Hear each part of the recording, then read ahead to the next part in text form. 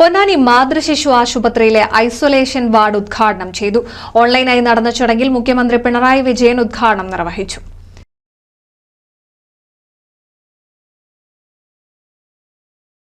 ആരോഗ്യവകുപ്പ് മന്ത്രി വീണ ജോർജ് ചടങ്ങിൽ അധ്യക്ഷത വഹിച്ചു.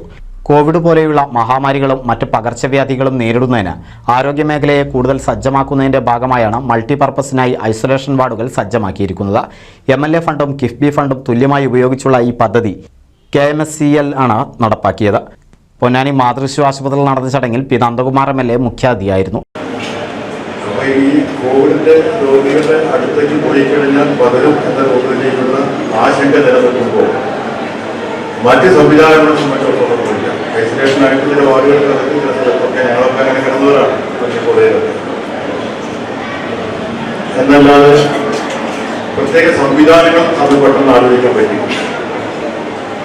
കോവിഡിനെ ഒരു ഘട്ടം കഴിഞ്ഞപ്പോൾ ചേർന്ന കേരള ഗവൺമെന്റ് ആണ്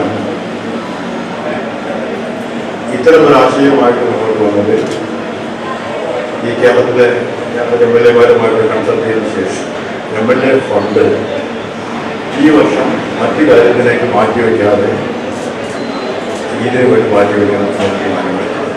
ശിലാഫലകം MLA അനാച്ഛാദനം ചെയ്തു. പൊന്നാനി നഗരസഭാ ചെയർമാൻ ശിവദാസ് ആറ്റുപുറം, നഗരസഭാ സ്ഥിരം സമിതി അധ്യക്ഷരായ Sheena Sudesan, Rajeesh Uppala, O Shamsu, T Muhammad Basheer, CP Muhammad Kunhi, Chakkooth Raveendran, hospital superintendent doctor Asha, deputy superintendent Sreeja തുടങ്ങിയവർ പങ്കെടുത്തു. NCV news Ponnani.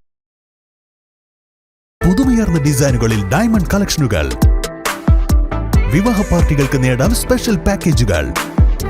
സ്വാഗതം പുതുമയാർന്നൊരു ഷോപ്പിംഗ് എക്സ്പീരിയൻസിന്.